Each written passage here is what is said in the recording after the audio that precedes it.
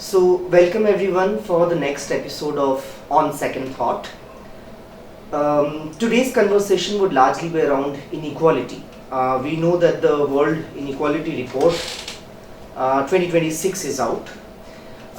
Just to briefly contextualize the larger discussions around inequality, of course we know that there was a manufactured consensus regarding the fact that at some level in the larger policy landscape, we need to move towards liberalization, and that consensus was made in the name of lifting everyone from out of poverty. In a few years' time, as it showed that it created rift in the society in terms of a few on the top and a large section at the bottom, then a lot was peddled in the name of no, this is fine, this is trickle down, in a few years time things will get better as things will trickle from the top. Which also eventually didn't really materialize, and then there was a period of denial, really, like one wouldn't want to speak about inequality, one wouldn't want to look at basically even address this critique. But this kind of invisibilization no longer became possible as discourses or discussions about inequality became much more data centric. There were reports one after the other that were right now putting the facts that could no longer be hidden. And one of them is the World Inequality Report, which the World Inequality Lab brings out. And the 2026 report is out, which once again puts it very starkly on the face that no one can deny that, this is not the case. So that's what we are going to talk about today. We have with us Dr. Harsh Mander, who doesn't need much of an introduction. He is somebody who is heading the Center for Equity Studies and also one of the strongest advocates globally of equality and ideas of justice. The report has brought forth some very disturbing data. Like we are seeing that the top 10% own 3/4 of the global wealth, while the bottom half is holding only about 2%. The wealthiest 0.001%, which is really a handful of 60,000 multimillionaires in the entire world, control today 3 times more wealth than half of humanity combined. Now those are some of those data that really put things into perspective. The wealth outcomes are of course very skewed. Even when we are talking about our own country, then we are seeing that the top 1% is now commanding nearly 40% of the country's total wealth. This is when you are coming from the global figures to India. And we are seeing that how India is emerging as one of the most unequal countries. My question to you, Harsh, the first one to open with is, there seems to have been a time which is not so far back, where the global moral compass, the idea of fairness seems to have been detached from notions of equality, and we kind of seem to have accepted that, in a certain sense, there is a virtue in inequality. These notions of greed is good, and these kinds of things have been peddled. Is this shifting again, or is it too early to tell? Now, this is my first question. I'm sorry it's taking time, but attached to this, I would also like you to reflect upon that how does hate and bigotry aid in obfuscating this divide? Because the world seems to be today more bothered about outsiders, immigrants in our country, Muslims, than the actual divide that is ripping apart the society. So please, your reflections on this broader question. Thank you, Anirban. It's always a pleasure to talk with you. I think we've understood neoliberalism as an economic model, but I think even more profoundly it was a moral frame. And the moral frame was precisely greed is good. That you don't owe anything to anyone except yourself. I'm much older than you. I grew up in a time when, for instance, if somebody built a 27-story house on a land which was a waqf land for an orphanage, for four people in a city where more than half that city lives on the streets and slums, you would have said, how appallingly vulgar. You know, if somebody spent 6,000 crore rupees on a wedding, people would have just thought it outrageous. Today we say, wow, how glamorous. You know, there's something that has changed.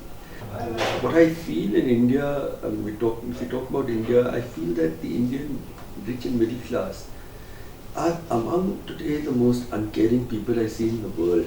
Because I think we already had the legacy of 2000 years of caste, which is an idea, again, that inequality is not just fine, but it's religiously sanctioned.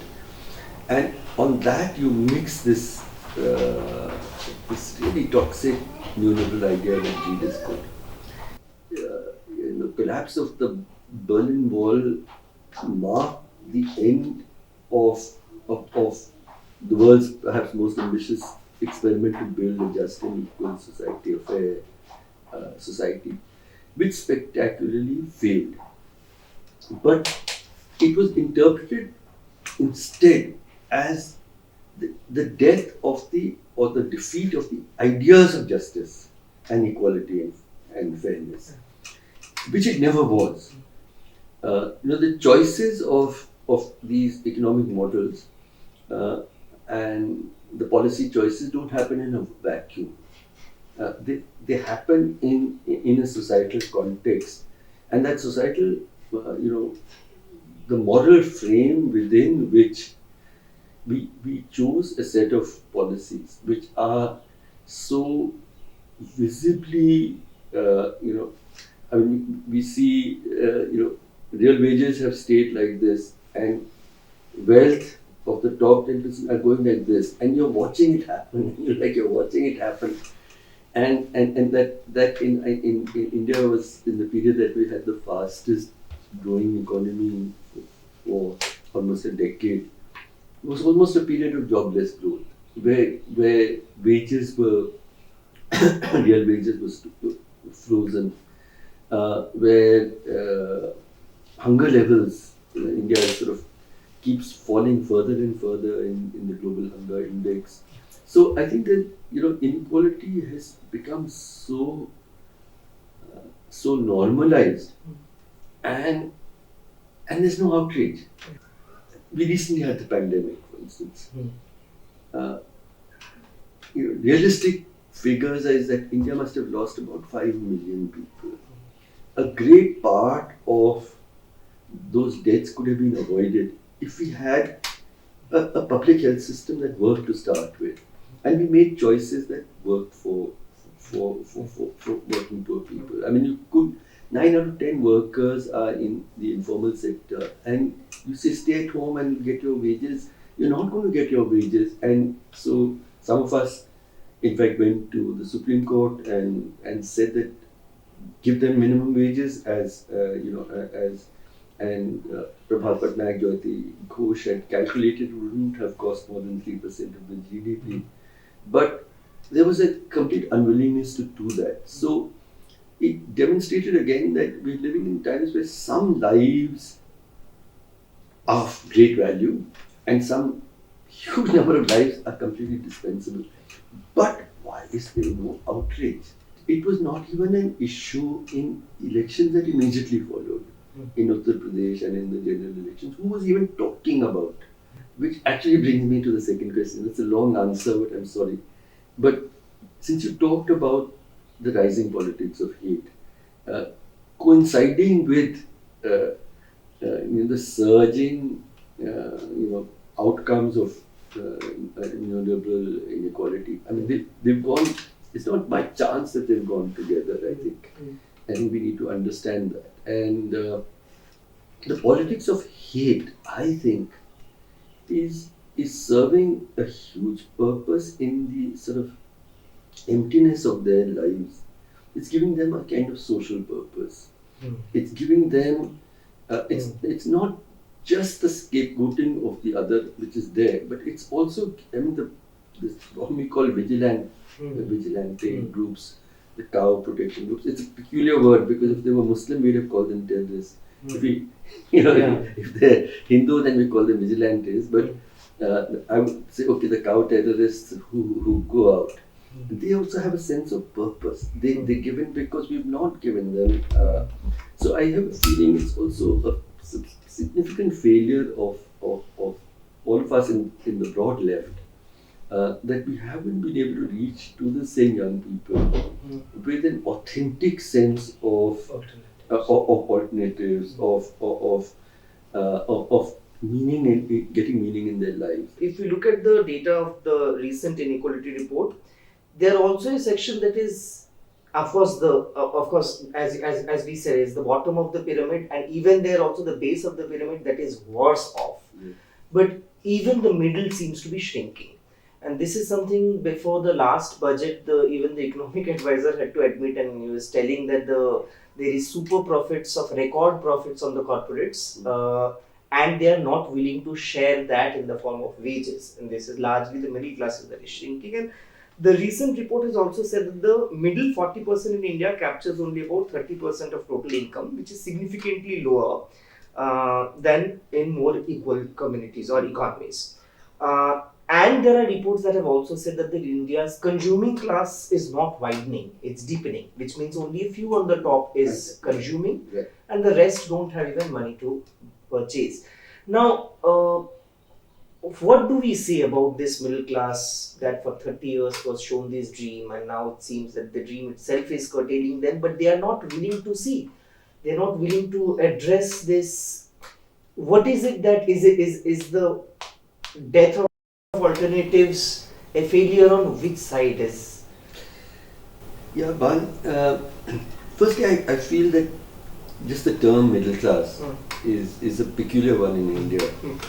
Who we call the middle class is the top 10%, is within the top 10%. So their story is different. They are beneficiaries of this particular good model. The genuine middle class, who is the fifth and sixth deciles, etc. I think they remain completely suppressed. Their lives haven't improved. I believe that the politics and the discourse of somebody like Narendra Modi is appealing to people who, if you're talking about the middle class, and then there's this what I would call the aspirational middle class. People who haven't quite got the plastic cards and EMIs and in the mall, but are sort of wanting to be there. So they are the ones who I think the idea that you're spending most whatever budgets you're spending are on super highways, on shiny cities, etc., etc. It's the only development that this government in India has to show is these flashy cities, which I think is appealing a lot to both this top 10%, but also the aspirational middle class, who are still, but we've forgotten about the rest. I mean, there's a collective amnesia about the rest, and they are being diverted into this politics of hate and resentment. The policies that promote inequality. Trump has made our discourse a little complicated because, in a sense, he is reversing a lot of neoliberal policies. So I would say crony capital economic policies, inequality deepening policies are combined with the politics of hate, targeting usually the most vulnerable minority in a particular area. So the immigrant has become, so a wealthy American is being persuaded that, or a middle class American is being persuaded that the people coming in, from Mexico or in Europe, the Rohingya coming in small boats are somehow the cause of all your troubles, So it is true that these two ideologies have gone together and each reinforce the other. Now, what does inequality mean for lives? Say for instance, even this report, even if one looks at from the gender lens, the inequality. The World Inequality Report says that on average, women earn only 32% of what men earn per working hour, accounting for both paid and unpaid in that case. And it observes, and this observation is quite critical, that the global inequality in access to human capital remains enormous today, which is quite a wide gap. Now, in our recent endeavors, when we have been trying to look at the question of indebtedness in the society right now, we see that couple of the major reasons why people at the margins, like literally we are talking about the section that you were talking, that we have forgotten about, or policymakers are completely oblivious to, which is those who are like hardly making their ends meet. They are taking loans. Nearly 40 to 50% of the loans are being taken for health and education, and which has strong linkages with what you were saying in the post-90s, the linkages with the question that we have privatized these. So affordable healthcare is not present in public, and so in that sense they are being forced to take, when it comes to your near and dear ones, you end up taking loan beyond your reach, whatever limited assets you have tried to sell, but you try to save somebody. So that seems to be, in that sense, if you could reflect a little in terms of these linkages and what it really means, how this inequality is felt apart from the matrix of data of 1% and 90%, where does this have come into play? And in that sense, is it too much to ask when one is saying that we need to spend more? How do you relate that with inequality? India is one of the most privatized healthcare systems in the world. And I asked, today 48% of India's MBBS colleges are in the private sector. 48%. Now, and in the public systems, a large majority of doctors go abroad. After they've been to All India Institute, they leave for overseas. Out of 10 doctors who remain in India, only 2 work in public systems. 8 work for private corporate hospitals, by and large. It's a situation that should worry us deeply. Instead, we in this top 10%, maybe a little more on the aspirational middle class as well, we've just seceded. We don't need government hospital or clinic. We'll have, we'll go to the most fancy places. We have we go to the most fancy schools. We have clean air, so we'll do our own purification. If there's law and order, we do our gated colony. We've separated and exited from this, and public systems have collapsed really badly. I'll just give a quick ironical example. During the pandemic, Delhi's health minister got COVID, and he admits himself in Medanta, which is one of the most expensive private hospitals. When reporters asked him, "Why have you done this?" he said, "No, actually, my wife was very worried about if I go to a government hospital, I may not survive, so I went." How could he even say that, And so I think that this whole the lives of the poor just don't matter. And this is really, I think, at the core of it. The solutions are not so complicated. Let's have a social contract where we say there's a floor of human dignity, below which we'll keep making our money. Go ahead, do that. But let there be a floor of human dignity below which we will not allow anyone to fall. No child should sleep hungry. No child's body and brain should not be formed because they don't have essential nutrition. No child should die because they can't afford health care. No child should have to, work. The child should spend a childhood in a decent school where your and my children would also study. No old person should have to struggle till their last day because they don't have some kind of a pension. Half a dozen things like this. And Prabhat Patnaik, who's one of our finest economists, has calculated that what we call universal social rights would not cost more than about 10% of GDP.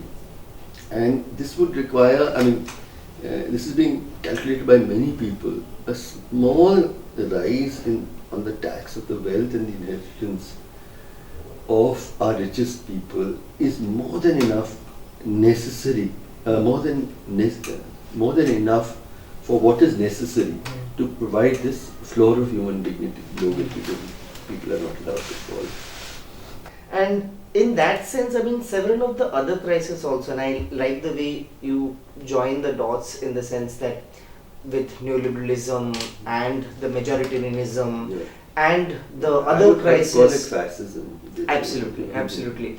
Fascism, and also what we are seeing in terms of the other crisis, and I think very pertinently the Inequality Report also says that the other crisis, which is of climate, the global wealthiest 10% individuals account for 77, nearly 80% of global emissions associated with private capital ownership.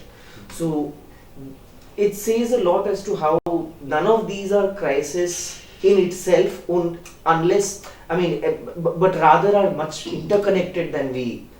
The three greatest crises that our world is facing today is the crisis of inequality, the crisis of hate of minorities, and the crisis of the planet.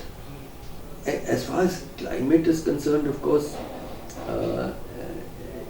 the discussion globally, I feel that we must always talk about equitable climate solutions almost as an inseparable. Absolutely. And equitable between countries and equitable within countries. Absolutely. Thank you so much, Harsh. It's always a pleasure talking to you, and we hope that we continue to have further opportunities. Thank you. Thank you for your work. Thanks.